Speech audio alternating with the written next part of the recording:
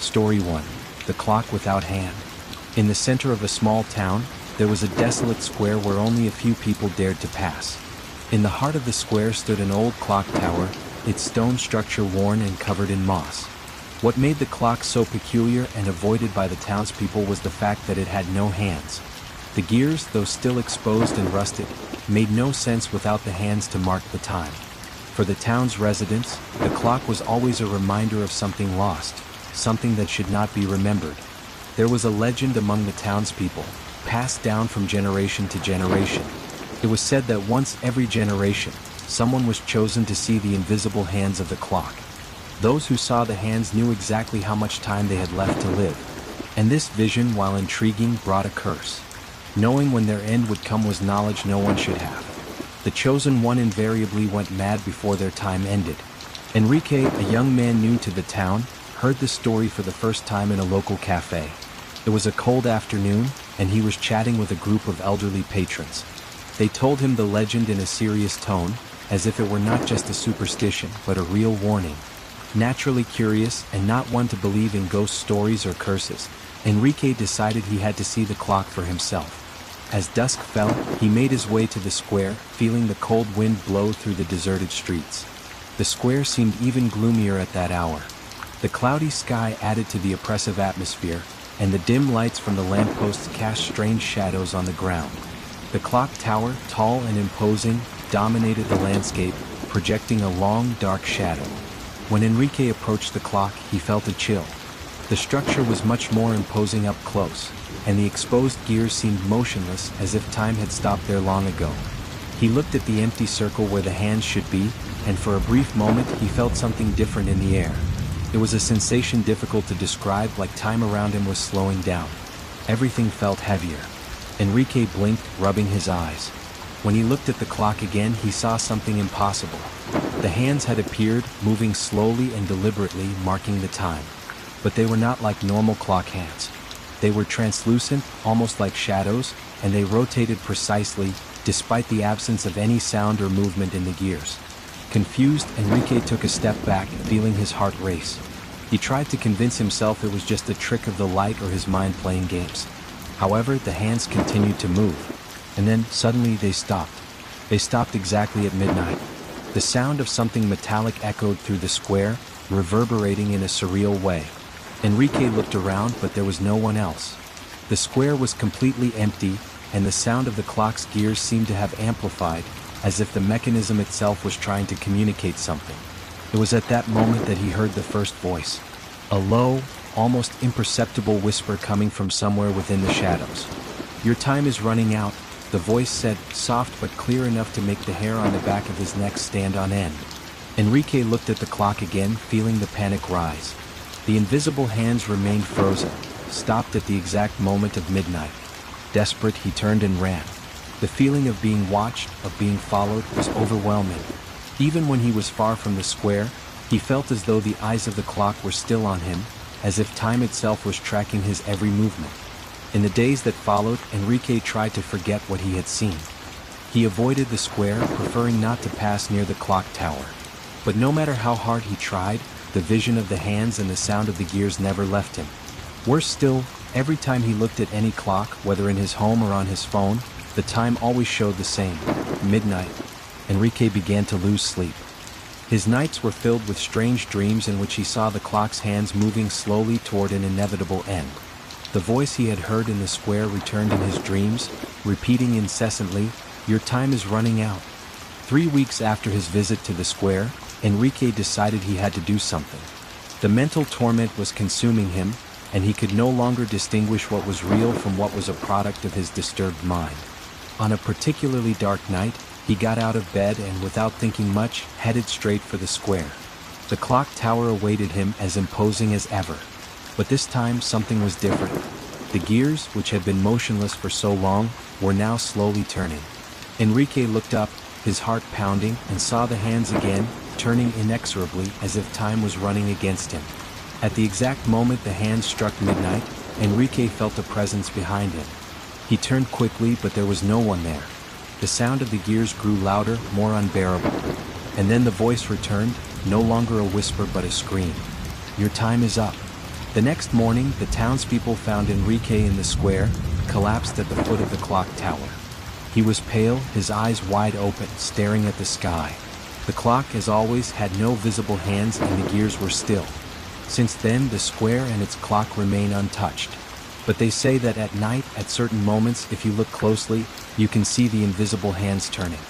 And those who are chosen to see them, just like Enrique, learn the inevitable end that awaits us all.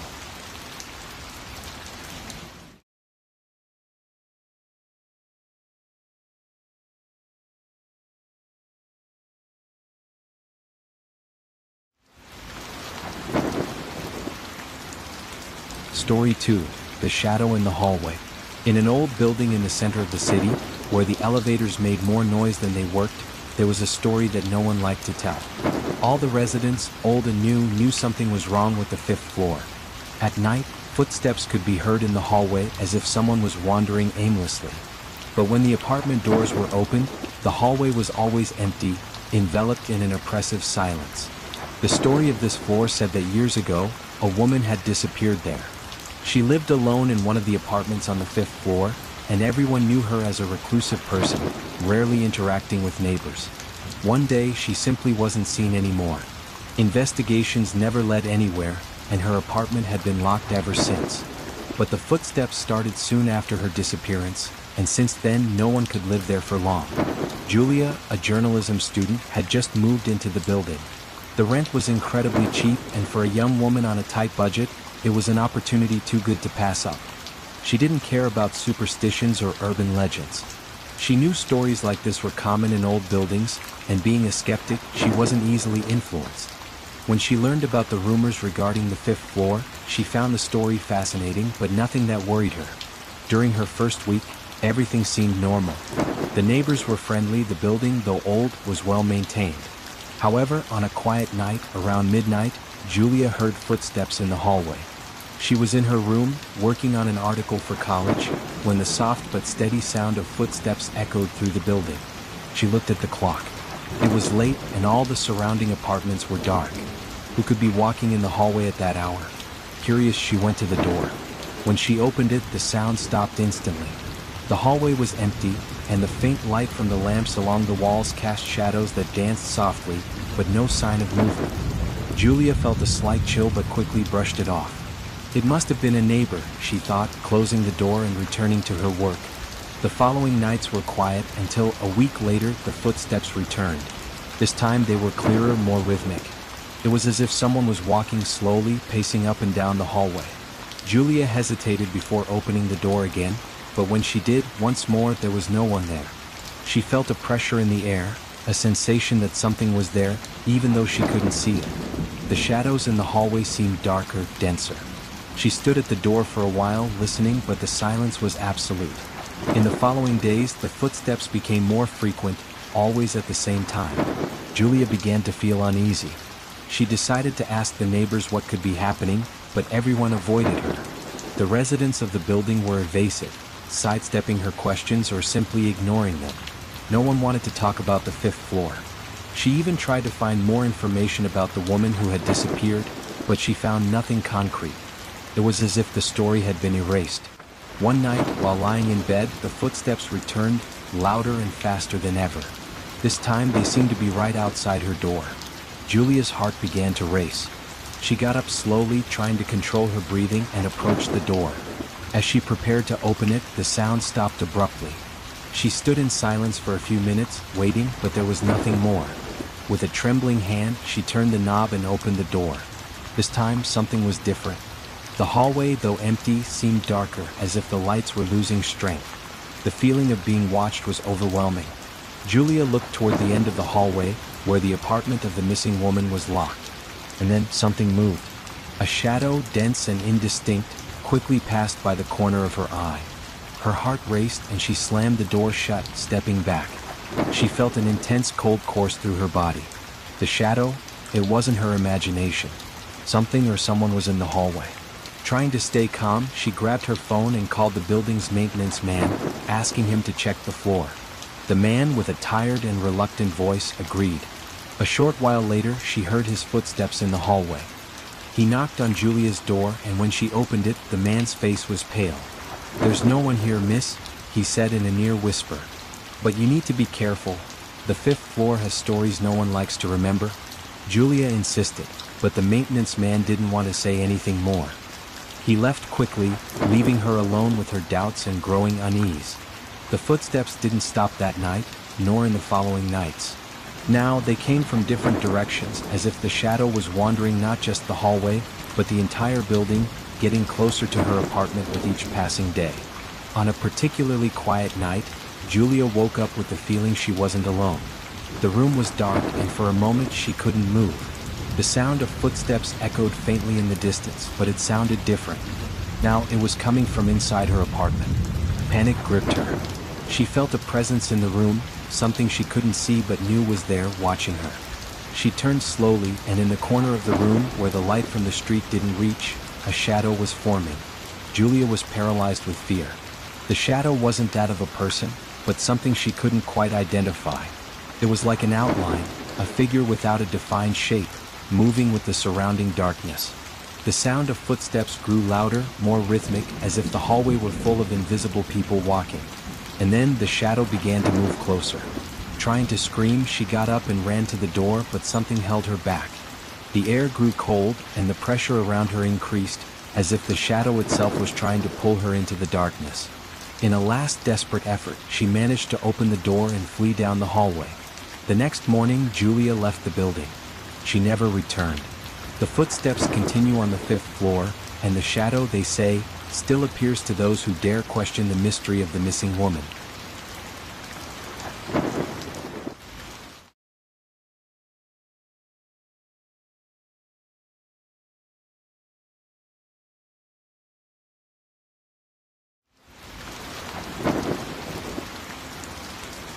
Story 3: The Mirror of Forgetting. In a remote town, surrounded by dense forests and tall mountains, there was an antique shop known for housing rare and often mysterious objects. However, none of the items in the shop were stranger and more avoided by the locals than an old mirror with a golden frame.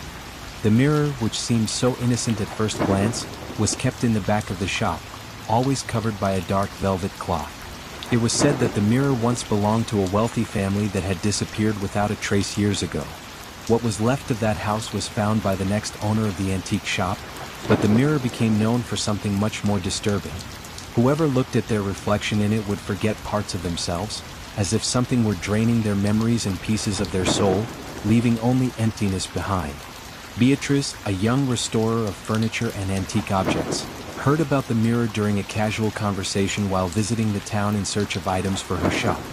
Always attracted to unusual stories, she decided that she had to see the mirror for herself. Upon arriving at the shop, she was greeted by the owner, an old man with a tired appearance, who hesitated when he realized Beatrice wanted to see the mirror. "It's not something to be trifled with," the old man warned. "Many people have been touched by that mirror, and none of them were ever the same." Beatrice, however, was not intimidated. She didn't believe in curses or superstitions, and to her, the mirror was just another antique piece. With a mix of curiosity and determination, she asked to see the mirror. The shopkeeper, reluctant, led her to the back and, with trembling hands, removed the cloth covering it. The mirror was impressive, larger than Beatrice had imagined. Its golden frame, adorned with intricate carvings, still shone despite signs of aging. The glass, though slightly fogged, reflected her image perfectly. Fascinated, Beatrice stepped closer, gently touching the frame as she gazed at her reflection. For the first few moments, everything seemed normal. She saw her face, the clothes she was wearing, and the surroundings. However, as she continued to stare, something began to change. The reflection seemed to waver, as if the image was trembling. The feeling of discomfort grew, but Beatrice couldn't tear her eyes away. Her gaze was trapped by the mirror, and she began to feel a slight dizziness. Suddenly, flashes of images invaded her mind.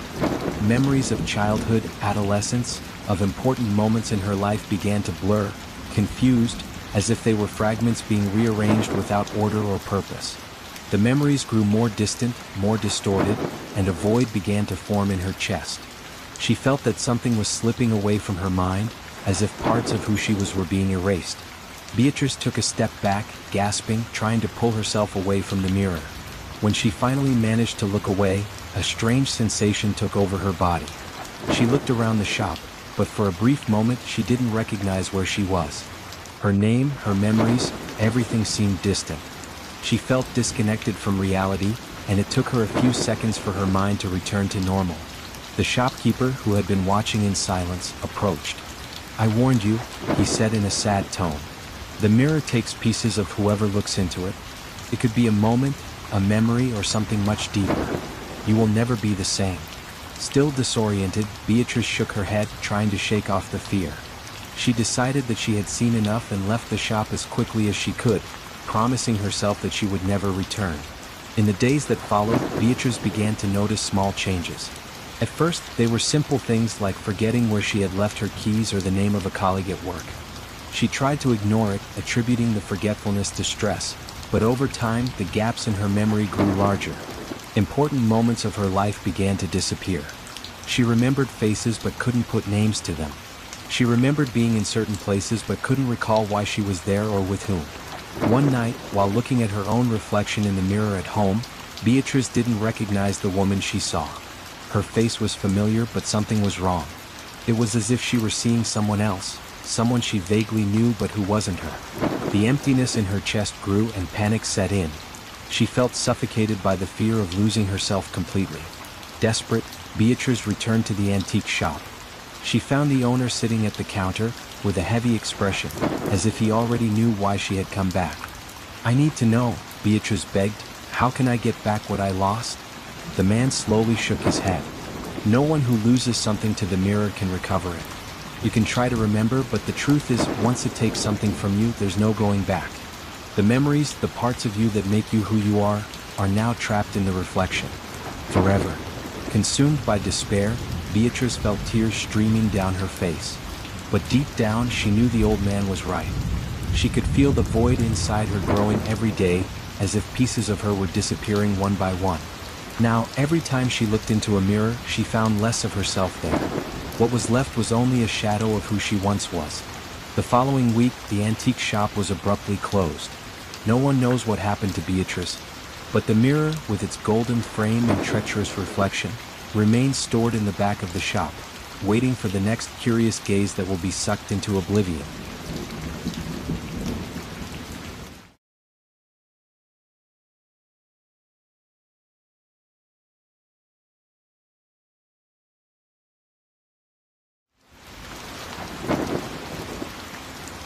Story 4: The House of Whispers. In a small, remote town, far from the main roads and shrouded by dark hills, there stood a house everyone avoided. It sat at the end of a dirt road, covered in moss and surrounded by trees whose branches intertwined above, forming a natural canopy of shadows. No one knew exactly how long the house had been there, but everyone agreed on one thing: the house had a life of its own.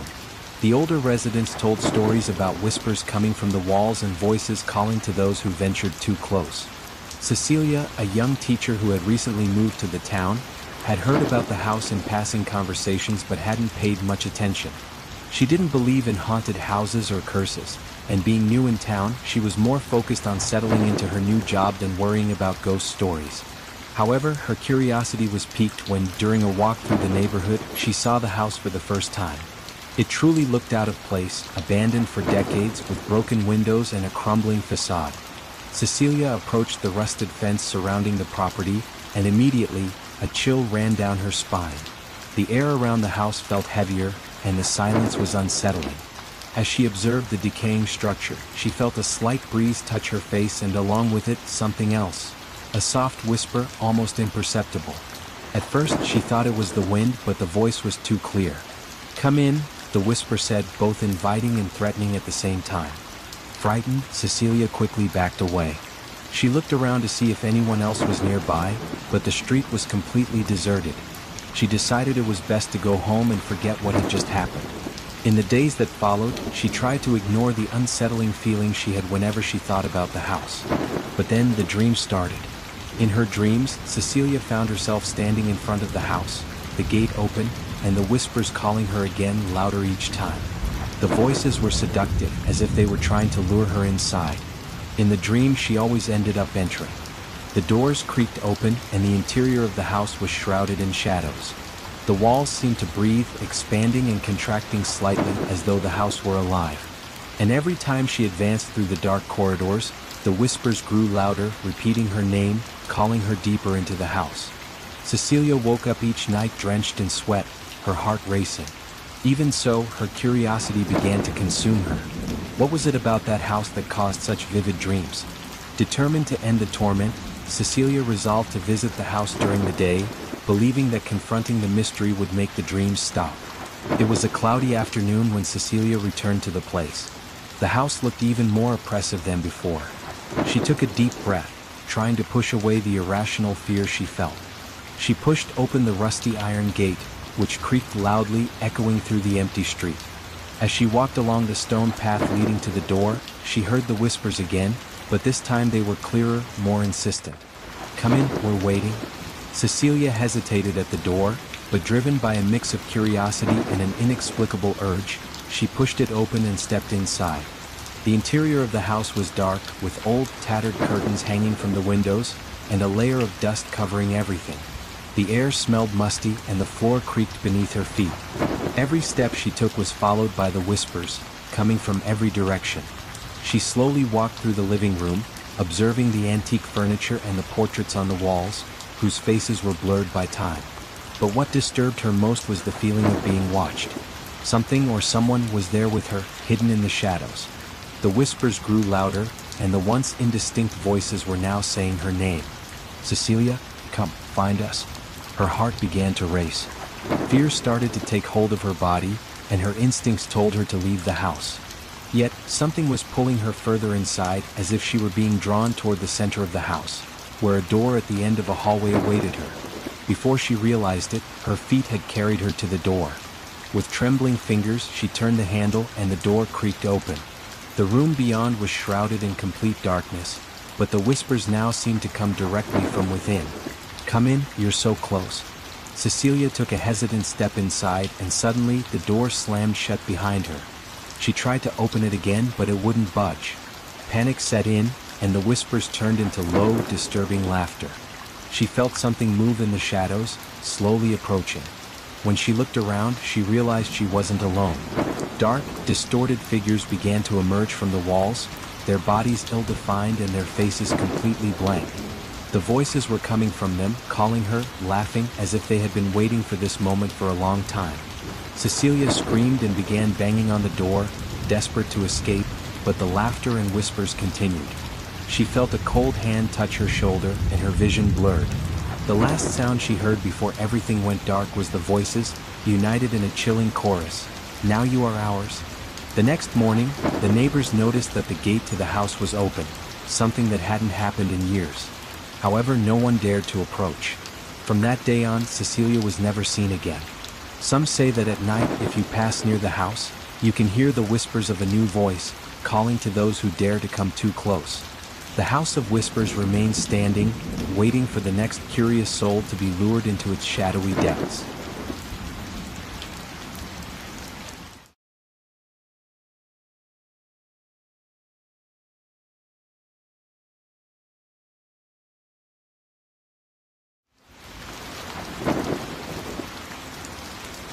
Story 5: The Forest of the Lost.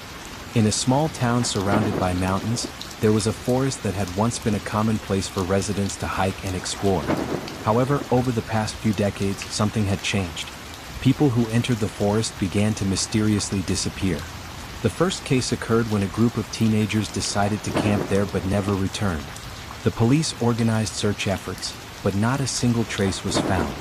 Since then, the residents started avoiding the area, and terrifying stories began to spread, fueling fear across generations. Lucas, a young photographer fascinated by abandoned places and supernatural stories, heard about the forest while visiting the town in search of landscapes for his new project. The locals tried to warn him, telling him the forest was no longer safe, but he dismissed the warnings, believing them to be small-town exaggerations. To him, it was just another forest, and his curiosity drove him to find out what was so frightening about the place. One chilly autumn morning, Lucas grabbed his camera and set out for the forest. The trail leading into the woods was covered in dry leaves, and the tall, imposing trees created a shadowy tunnel where the sunlight barely penetrated. As he walked deeper, the silence around him grew more profound. The usual sounds of birds and small animals disappeared completely, and Lucas started to feel that something was off. He hiked for hours, capturing pictures of twisted trees and patches of mist that gathered in certain areas. However, as he ventured further, an uneasy feeling crept in. Lucas felt as though he was being watched. Several times he glanced over his shoulder, but he saw nothing. The forest seemed empty, but the sensation of being observed lingered. That's when he stumbled upon something strange. In the middle of the path, partially covered by leaves and moss, was an old pocket watch. It was dirty and worn, but still intact. Lucas picked it up, intrigued. The watch looked like it had been lying there for a long time, and when he opened it, he noticed it was stopped exactly at 11:58. A chill ran down his spine, but he couldn't explain why. He put the watch in his pocket, determined to continue exploring. As he ventured further into the forest, the trees became denser and the mist thicker. The once clear trail started to fade into the overgrown underbrush. Lucas paused to check his map, but soon realized he was disoriented. The path he had been following seemed to vanish, and the surrounding silence now felt oppressive. He tried to retrace his steps, but the further he walked, the more the forest seemed to close in around him. Then the whispers began. At first, they were so faint that Lucas thought it was just the wind moving through the trees. But soon they became clearer, more distinct. Soft voices, almost indiscernible, seemed to be calling his name. He stopped, trying to locate the source of the whispers, but the forest seemed alive, the sounds echoing from every direction. Lucas, this way? Hearing his name spoken from some distant point made his heart race. He glanced around, feeling a mixture of disbelief and fear. Who could be in the forest calling him by name?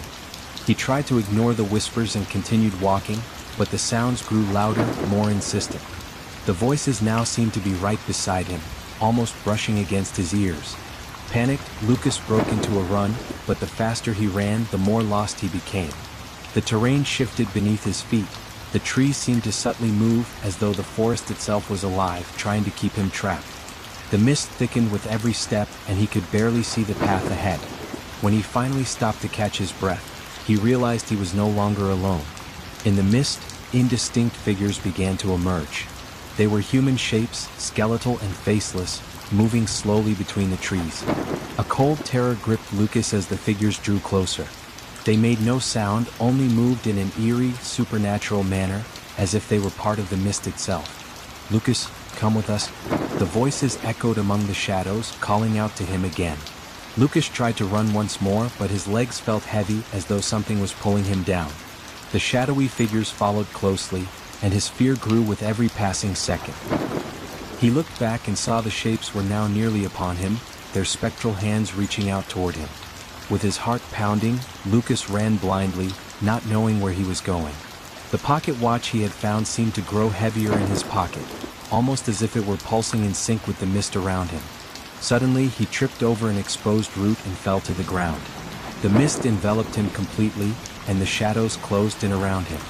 That's when he heard the final words from the voices. "Your time is up." Everything went black. The next morning, authorities found Lucas's camera along the trail with several pictures of trees and mist, but he had vanished. The pocket watch was found beside the camera, still stopped exactly at 11:58. Since then, no one dares enter the forest. The disappearances continue, and everyone who enters the woods ends up swallowed by the mist and the shadows. The voices can still be heard from a distance, calling out for new adventurers. And they say that on nights of the full moon, you can hear whispers coming from the forest, beckoning the next one brave enough to challenge the mystery of the place.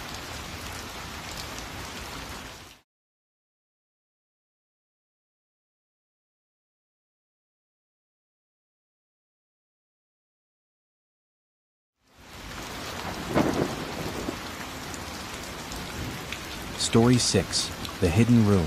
In an old building nestled among the busy streets of a city, there was an apartment no one could rent for long. Built at the end of the 19th century, the building had once been a luxurious residence for wealthy families, but over the years, its grandeur had faded. Most of the apartments were occupied by new tenants, except for one, apartment 305. It had been vacant for years, and anyone who tried to live there left within a week, some abandoning their belongings without explanation. Fernanda, a university student looking for a cheap place to live, discovered the apartment through an unusual advertisement. The price was far below market value, and the location was perfect. She wasn't concerned by the rumors that the place was haunted or that strange things happened there. To her, these were just superstitions that didn't belong in real life. Determined to take advantage of the opportunity, Fernanda visited the apartment. The interior was old, with furniture that clearly belonged to another era, but everything seemed in order. The only detail that caught her attention was a wall in the master bedroom. The paint was worn, and there was a slight protrusion, as if something was hidden behind it. However, she didn't give it much thought. She signed a contract and moved in that same week.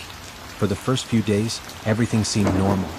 The building, though old, was quiet, and her neighbors were friendly, though they avoided discussing apartment 305. However, on the third night, Fernanda began to hear strange sounds coming from the bedroom wall. The noise seemed to be coming from inside the wall itself, a muffled, dragging sound as if something was moving behind it.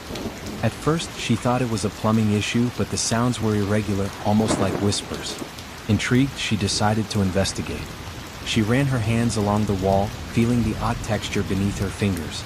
It felt as though the wall wasn't entirely solid. Driven by curiosity, she grabbed a small tool and gently tapped the area where the paint was worn. The sound that came back wasn't that of a solid wall, it was hollow. Fernanda's heart raced as she realized what she had discovered. After a few minutes of chipping away at the plaster, she uncovered a small door, concealed behind layers of paint and wallpaper. The door was made of old wood with rusty hinges, and it was locked from the inside. Without hesitation, she grabbed a screwdriver and forced the lock open.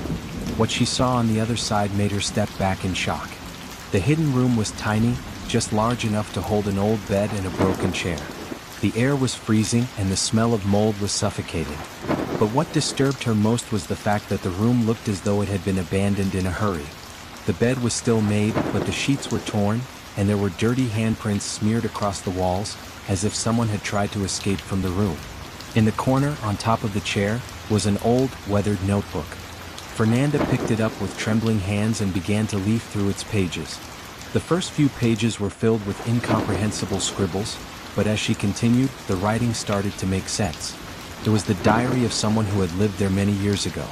The entries started normally, describing the daily life of an ordinary person. But soon the words became more chaotic, speaking of voices coming from the walls and shadows moving through the house at night. The final entry was written in a hurried, almost illegible scrawl. They are here. The door was never supposed to be opened.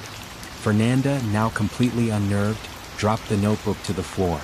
A cold shiver ran down her spine, and for the first time since entering the hidden room, she had the overwhelming feeling that she was not alone.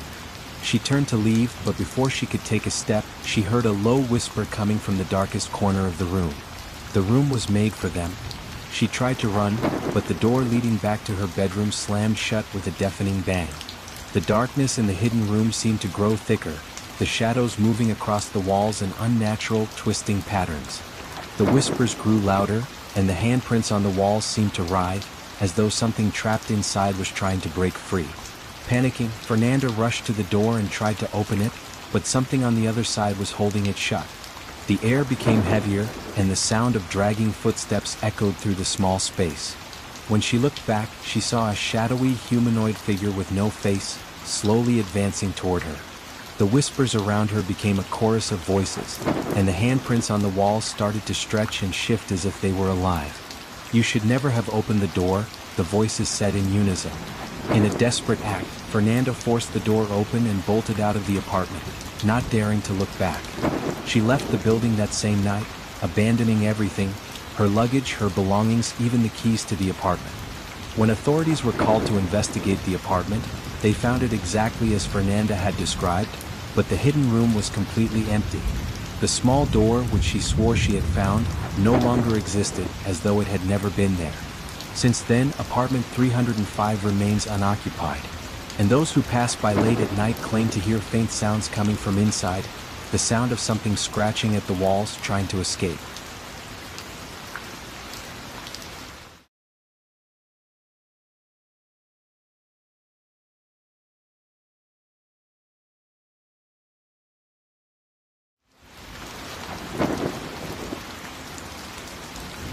Story 7, The Midnight Call. In a quiet town where most of the residents lived peaceful lives, there was a story few dared to mention. It was about an urban legend that haunted the stillest nights, the Midnight Call. The tale went that, on certain nights, when the full moon illuminated the empty streets, some people would receive calls from an unknown number. The voice on the other end was calm, almost hypnotic, but the message was always different. However, those who heard it could never resist the call, and by the end of the conversation, they would disappear without a trace. Eduardo, a young man who didn't believe in ghost stories, lived alone in a small apartment in the older part of town. He was known for his skepticism and his love for debunking urban legends. When he heard about the midnight call during a conversation with friends, he decided to investigate and even joked about waiting for the call. That very night, Eduardo stayed up late, working on his computer while the full moon cast its light through the window of his room. The minutes crept by slowly, and around 11:45 p.m., he began to feel a faint sense of unease. Something about the silence of the night felt different. There was no distant sound of cars or voices from the neighboring apartments. The only sound he could hear was the ticking of the clock hanging on the wall. When the clock struck midnight, Eduardo's phone rang. He stared at the device on the table next to him, confused.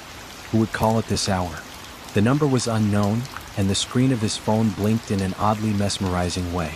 Eduardo hesitated for a moment, but then, recalling the stories, he smirked and decided to answer, determined to expose yet another myth. "Hello," he said firmly. For a few seconds, there was only silence on the other end. Then a smooth, cold voice responded, "I knew you'd answer, Eduardo." A chill ran down his spine. The sound of the voice was unlike anything he had ever heard. It was both familiar and distant, as if it came from a place beyond reality. He tried to maintain his composure and replied, "Who is this? How do you know my name?" The voice chuckled softly but didn't answer his question. "You've always been curious, haven't you? But there are some things that should never be discovered." Eduardo frowned, now less skeptical and more cautious. "What kind of prank is this?" he asked, glancing around his room as if expecting to find someone watching him. The voice lowered to a whisper, barely audible but clear enough to send a wave of dread through his body. "Open the door. I'm waiting for you." Eduardo froze. His hand tightened around the phone, and he glanced at the door to his apartment, which was closed. A sudden wave of irrational fear swept over him. It felt as though something was coming closer, as though the darkness itself in his room was shifting towards him. He tried to hang up the call, but the phone wouldn't respond. The voice continued, unwavering. "Come meet me, Eduardo. I'm here, waiting." The voice now seemed to be coming not just from the phone but from somewhere inside the apartment. Eduardo stood up slowly, his eyes locked on the door. He knew he shouldn't open it, knew that something terrible awaited on the other side, but his feet moved on their own. Each step toward the door became harder than the last, as though something was pulling him back.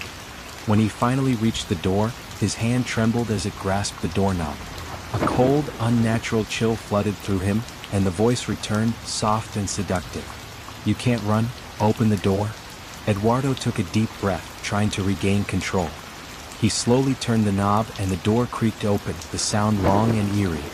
The darkness in the hallway seemed alive, as if something was lurking in the shadows. He stepped forward, but what he saw made his blood run cold. In the dim light, a figure stood at the end of the hallway.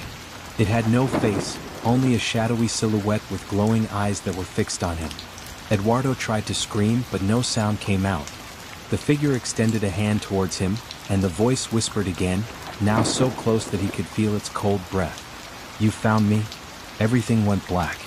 The next morning, Eduardo's neighbors noticed that his apartment door was wide open, but he was nowhere to be found. There were no signs of struggle or forced entry, just his phone lying on the floor with the unknown number still logged in the call history. Since then, no one has seen or heard from him again. The legend of the midnight call persists.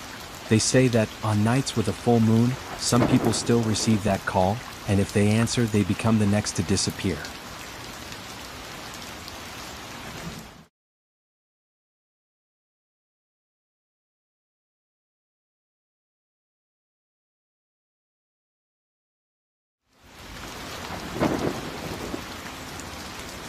Story 8, The Echo Box. In a small town where traditions were passed down from generation to generation, There was an old legend about a cursed object. A wooden box, dark and polished, with intricate carvings and symbols that no one could decipher. It was said that the box could be found in antique fairs or clandestine markets, but always disappeared as mysteriously as it appeared.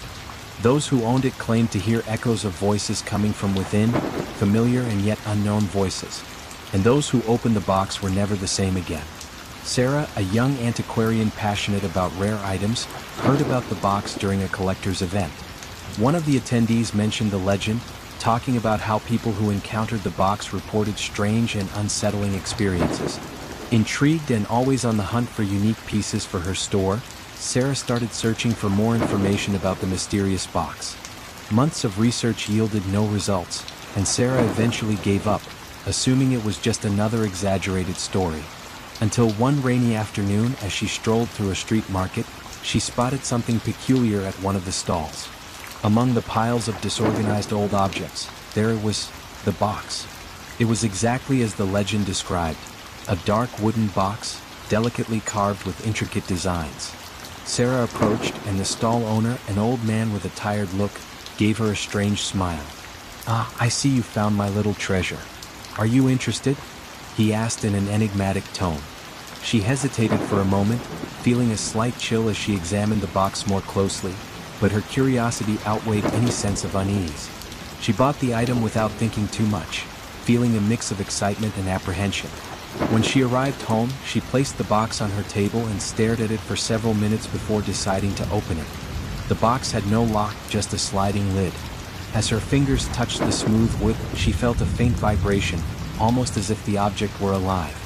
With trembling hands, she slid the lid open, revealing the interior. It was empty. Just dark, cold wood inside. Sarah frowned, disappointed. What was so special about this box?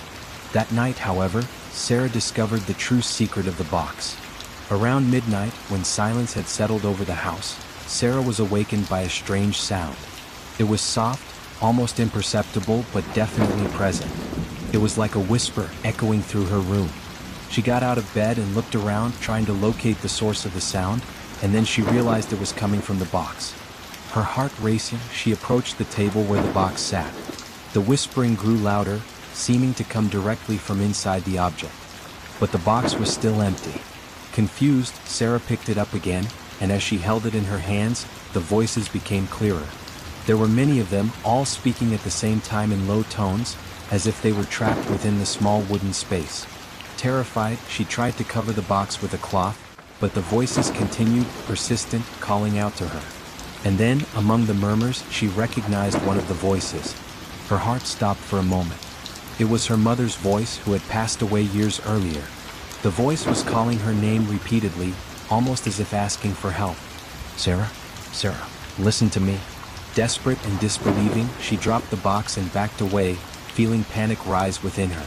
How could this be possible? It was her mother's voice, the same tone, the same soothing sound, but distorted, as though coming from a distant, dark place. The voices inside the box continued to echo, some calling her name, others saying words she couldn't understand. The next morning, Sarah decided she had to get rid of the box. She placed it in a bag and drove to a lake on the outskirts of town, determined to throw it into the water and end the nightmare. When she reached the edge of the lake, she held the box tightly, ready to hurl it into the water, but just before she could toss it, she heard her mother's voice again, clearer than ever. "Please don't leave me." Sarah froze. Tears streamed down her face as she battled the impulse to open the box once more. The desire to hear her mother again, to see her even just once more, was too powerful. She knew something dark was involved, but the pain of her loss clouded her judgment. With trembling hands, she opened the box once again. This time, the lid slid open effortlessly, and the sound of the voices filled the air around her. The whispers grew louder and louder, becoming a whirlwind of words and shouts, all jumbled together. The box seemed to pulse in her hands, vibrating with an energy she couldn't control. Then, suddenly, everything went silent. The wind around the lake stopped. The leaves no longer rustled, and Sarah, standing at the water's edge with the box in her hands, felt a presence beside her. Slowly she turned, and there, standing at the edge of the lake, was an indistinct figure, shrouded in shadow. The figure reached out toward her, and in the back of her mind, she heard her mother's voice again, but this time it sounded different. "Come, join me." Reality seemed to blur, and Sarah could no longer tell what was real and what was illusion. The figure began to approach slowly, and with every step it took, the emptiness inside her grew. The world around her seemed to fade away, leaving only the box and the voice.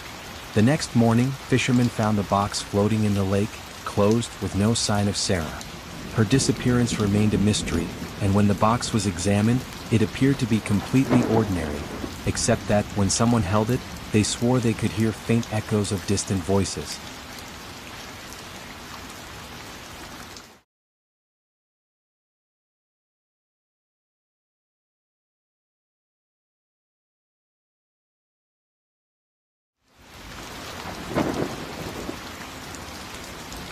Story 9, The Hotel of Silence. On a lonely road between mountains where few travelers dared to venture, stood an old hotel. Built in the early 1900s, the Mountain Hotel was once known for its luxurious atmosphere and secluded location. However, over the years the place gained a grim reputation. Many said that once night fell, the hotel ceased to be a place of rest and became something entirely different. A place where silence was not just an absence of sound but a living presence that consumed everything around it. Mariana, a suspense novelist, decided to spend a few days at the hotel to seek inspiration for her next book. Always skeptical of urban legends, she believed the hotel's isolation and the surrounding mountains would provide the perfect atmosphere for her to focus. Upon arrival, she was greeted by an elderly caretaker, who appeared to be the only staff member. The man led her to her room at the end of a long, dimly lit hallway, with faded wallpaper covering the walls. The room was spacious but carried a strange, oppressive air. The silence was overwhelming, and the absence of noise felt unnatural. Mariana, however, paid little attention. She unpacked her bags, set up her laptop, and began planning her new story. As she typed, the silence around her seemed to intensify with each keystroke. The sound of her typing echoed unnervingly, and even her own breathing seemed out of place in the crushing stillness. As night fell, Mariana realized the hotel was completely empty. The only sound was the slow ticking of an antique clock hanging in the hallway. Deciding to clear her mind, she left her room for a walk. The hallway was dimly lit, with the lights flickering faintly, and the silence was so deep that her footsteps echoed unnaturally. As she walked through the hotel's corridors, Mariana couldn't shake the feeling of being watched. There was no one around, yet the sensation of a presence following her was palpable. She made her way to the main lobby, where the clock struck midnight. The silence became so absolute that she could hear her own heartbeat. The air felt thick, almost suffocating. Then something strange happened. The ticking of the clock stopped abruptly. The sound, which had been the only sign of life in the hotel, disappeared entirely. The silence enveloped everything. There wasn't the slightest breeze, no sound of distant footsteps, no hum of electrical appliances. It was as though the world around the hotel had been swallowed by a void where sound did not exist. Mariana tried to call out for the caretaker, but her voice did not echo as it should have. It was as if the very air absorbed the sound before it could travel. The growing sense of isolation weighed heavily on her, and she hurried back to her room, convinced that something was terribly wrong. Inside the room, she tried to calm down, assuring herself that it was just her imagination. Yet the silence in the room became increasingly unbearable. There was no sound, not even from her own movements. The creaking of the bed, the rustle of her clothes, everything was swallowed by the strange void of silence that now seemed to pulse with a life of its own. Then Mariana heard something different. In the midst of the overwhelming quiet, a faint whisper drifted through the air. At first she thought she was imagining it, but the sound persisted.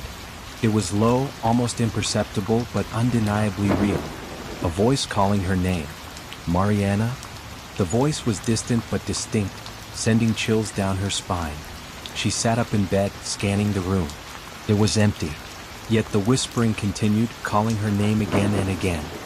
Mariana. The voice was soft, seductive even, but it filled her with dread. Determined to find the source, she left the room and followed the voice through the hotel's darkened corridors. The further she walked, the louder the whisper became, guiding her through the winding hallways that now seemed foreign, as if the building itself had changed. The hotel had turned into a maze, and Mariana soon realized she was no longer familiar with the layout. The whisper led her to an old door at the end of a corridor she didn't remember seeing before. It was slightly ajar, and the whispering was coming from inside. Mariana hesitated, her hand trembling as she reached for the handle, but her curiosity overpowered her fear.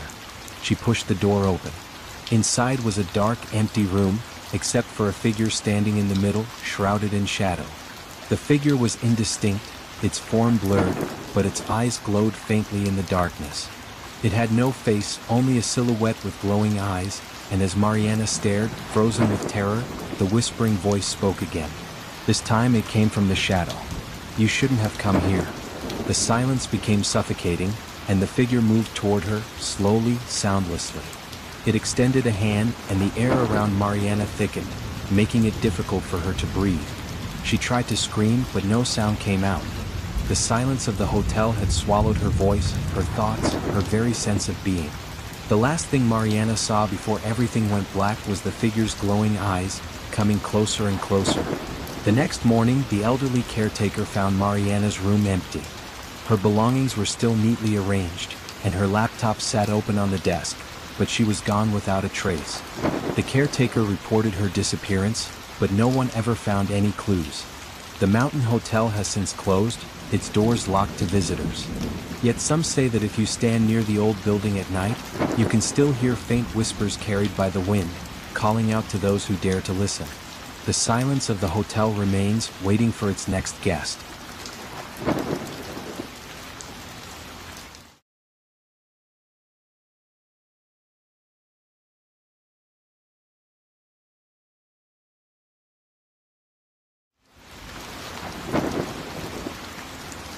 Story 10. The Vigil Chair. In an old house nestled in the heart of a small village, there was an object that no one dared to use, a worn-out rocking chair. The chair had belonged to a family that, many years ago, had mysteriously vanished without a trace. The new owners of the house kept the chair locked away in a room, and even speaking about it brought unease. According to local legend, the chair was cursed, for anyone who sat in it would be visited by something from the other side of death. Raphael, a curious historian and lover of rare objects, had heard of the chair during a visit to the village. He had come to the area to investigate urban legends, and upon learning about the chair, he was immediately captivated. He loved to challenge supernatural stories, believing most of them to be mere products of fertile imaginations. When he found out that the house where the chair was kept was going up for sale, Raphael decided he had to see it for himself. After some negotiations with the real estate agent, Raphael gained access to the house. It was an old structure with stone walls, tall windows, and an atmosphere that seemed to have frozen in time. Yet what intrigued him most was the locked room upstairs where, according to the agent, the rocking chair was hidden. As he climbed the creaky wooden staircase, a shiver ran down Raphael's spine. The hallway was dimly lit, and the door to the room seemed older and more worn than the rest of the house. With a rusty key in hand, he unlocked the door and stepped inside. The room was small, smelling of dust and dampness, and there, in the center, was the rocking chair. It was made of dark wood, with intricately carved arms and a worn-out seat covered in old fabric. The room was otherwise empty, but the presence of that chair filled the space with an unsettling tension. Raphael, however, wasn't intimidated. He approached the chair and, without hesitation, sat down. For a few moments, nothing happened. The room remained silent, and the chair didn't feel different from any other. Raphael gave it a small push with his feet, and the chair began to rock back and forth gently. As he continued the motion, he closed his eyes for a moment, trying to imagine what could have caused so many people to fear this object. When he opened his eyes again, something had changed. The room was darker now, as if the shadows had lengthened and overtaken the space. The air, once simply stale, had turned cold, and a creeping sense of discomfort grew within him. The chair continued to rock, but the soft creaking of the wood became unnervingly louder, echoing around him as if something invisible was drawing closer. Suddenly, Raphael heard a whisper. It was faint at first, barely a sound, but unmistakably present, coming from somewhere within the room. He stopped the rocking, listening intently, trying to pinpoint the source. The whisper came again, clearer this time, as if a soft voice was calling his name. Raphael?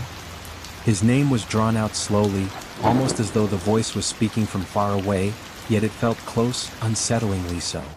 Raphael glanced around the room, but there was no one else there. Fear began to creep in as he realized the chair was no longer just a piece of furniture. It felt like a trap. He tried to stand up, but found that his body was frozen to the spot. It was as if the chair itself was holding him down, refusing to let him leave. The feeling of being watched intensified. Raphael could sense a presence circling him, something unseen but palpable in the air. The shadows on the walls began to shift, twisting and contorting in ways that defied logic. The whisper came again, louder and more insistent. "You shouldn't have sat here." He tried to move again, but his body refused to obey. The chair continued to rock, seemingly of its own accord now, the movement growing faster and more erratic. The cold in the room became unbearable, and the air grew thick, difficult to breathe. Raphael tried to shout for help, but his voice was swallowed by the oppressive atmosphere. Then he felt it, a cold hand on his shoulder. The touch was light but filled him with indescribable dread. He knew something was there, something he couldn't see, but that was now dangerously close. He felt pressure on his chest, as if the chair itself was draining him, trapping him in a moment of pure terror. The whispers turned into distorted voices, louder now, as though multiple entities were speaking at once. The shadows closed in, drawing closer to the chair. Raphael's heart raced, and panic surged through him as he realized the situation was spiraling beyond his control. "You will stay here, forever?" Suddenly, the chair rocked violently, and Raphael felt himself being pulled deeper into the darkness that had consumed the room. The cold hand tightened its grip on him, and he could feel his own strength fading, as if the very essence of who he was being siphoned away by the unseen presence.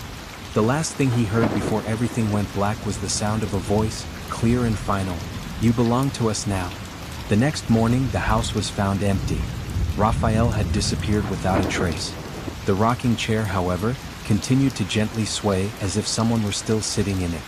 The room was sealed again and no one dared to enter. Since then, the house has remained vacant. The few who pass by at night claim they can hear the faint creaking of the chair through the windows, accompanied by soft whispers carried by the wind.